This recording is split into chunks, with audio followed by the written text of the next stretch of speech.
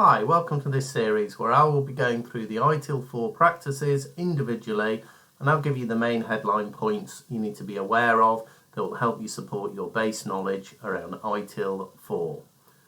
As well as I'll provide some overall context and some of my real world experience, first-hand experience in other organisations. Don't forget to subscribe to my channel, click the bell and you'll get the notifications. Okay, so let's get to it. Today I'm going to be covering off service financial management from the general management practice. Reminder, practice is a set of organisational resources designed for performing work or accomplishing an objective. So, first off, just a general observation around the various years I've been within IT. There's lots of different cost models that service providers can provide. Certainly the ones I've come across: time and material, fixed cost, cost plus, open book, unit based more recently, and use based, incentive based, shared, risk, reward, and gain share benefits. So those are some of the types of costing and pricing models I've seen more recently. Each one has differences in terms of flexibility, risk for the provider and risk for the client, a level of predictability and transparency. So those are some of the ones I've seen more recently, particularly the unit-based and the use-based model provides maximum flexibility, maximum transparency, as good as, pretty good predictability. From a client risk perspective, it's pretty good. From a provider risk perspective, that's okay, but it can be pretty risky. If we then look at things like gain share benefits, just as a very quick example, flexibility is not so good, transparency is okay, predictability is okay, client risk okay, provider risk is not very favourable at all. So just have a think about different pricing models and approaches, and then look at it from your client side and look at it from your service provider perspective. So what does ITIL 4 say about service financial management? So the purpose in ITIL 4 of service financial management and service financial practice is to support the organisation's strategies and plans for service management by ensuring that the organisation's financial resources and investments are being used effectively. Of course, absolutely. Service financial management supports decision making by whatever governing body and management of the organisation, and it provides that approach, that best way of allocating financial resources. Obviously, it provides a great deal of visibility, and it helps with budgeting, it helps with costing and accounting activities, which all relate to either products and services you are providing to a customer, or perhaps you are receiving those products and services. So it's all about those value propositions that are being used.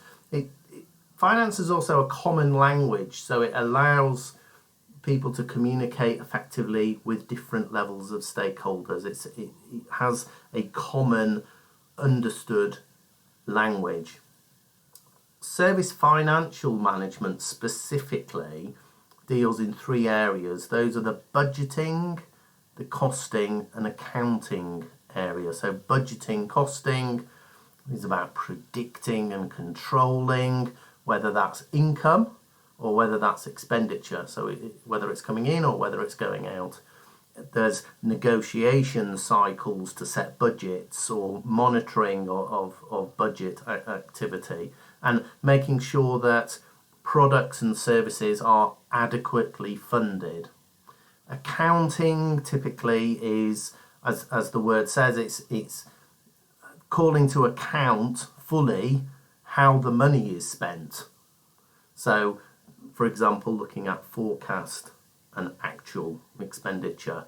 How close are those aligned? Was the forecast the same or not far from the actual cost when it happened, or was there a huge difference there? It's helpful for identifying usage and cost by customer or by activity or service. Certainly in organisations I've worked in previously, there are cost centre monitoring and costing structures there as well. So you would have an accounting system of some kind. Perhaps that's Oracle or Sun in some cases, or Sage, or there will be a financial accounting system in there with various ledgers, general ledgers, perhaps accounts AP, accounts payable, or AR, accounts receivable. There'll be a chart of accounts, journals, so on and so forth. And then the third area is around charging. So this is, as you might imagine, it's about an invoice, creating an invoice for the services that have been provided. So if you're a service provider, for example, you would issue your invoice to your customer. So all services require a funding model. The cost, it needs to be allocated, it needs to be recognised, it needs to be understood, and everything needs to be adequately funded. Notice the word adequately. Okay, so service financial management. From a service value chain perspective, as with most of the practices we've talked about, it's involved one way or another in all of the activities. So we're thinking of the PIDOD here, the planning, the improving, the engagement, the designing, transition, obtaining, building, delivering, supporting, all delivering products and services to your end result of value. But specifically from a service financial management perspective, the main area would be plan, of course. So if we think about planning for funding, planning for budgets, planning for forecasting, planning for reforecasting, planning around charging or cost models or reporting. Remember, financial management is about finding the most appropriate manner, the most efficient, the most effective management of money.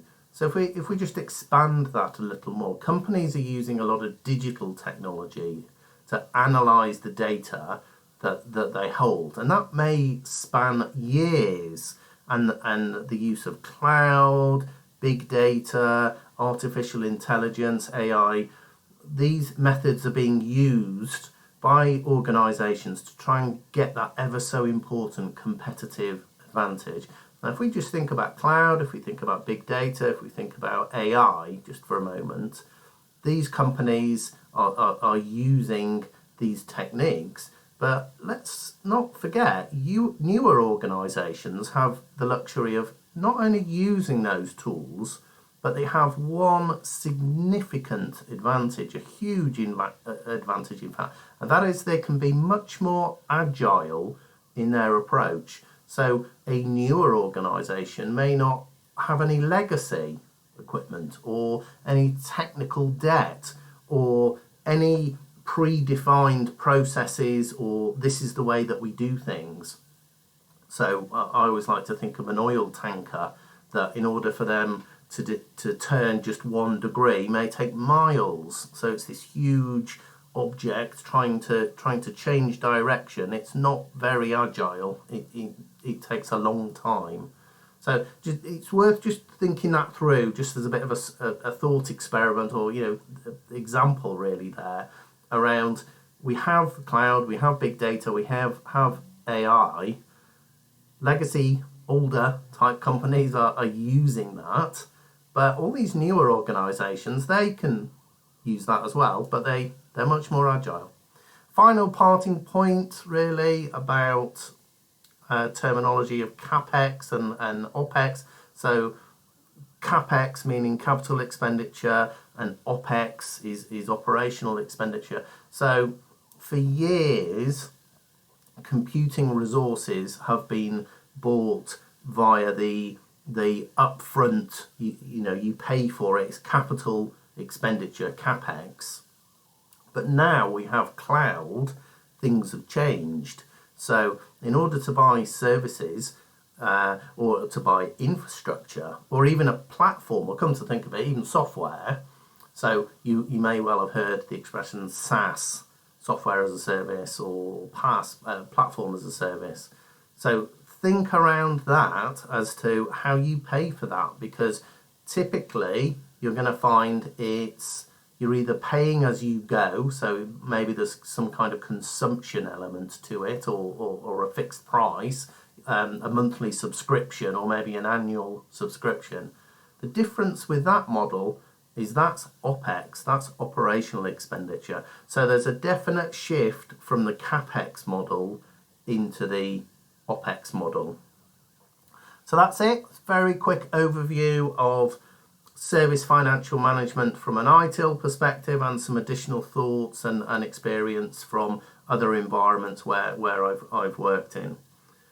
Please subscribe, hit the bell, you'll continue to get the updates. Thank you.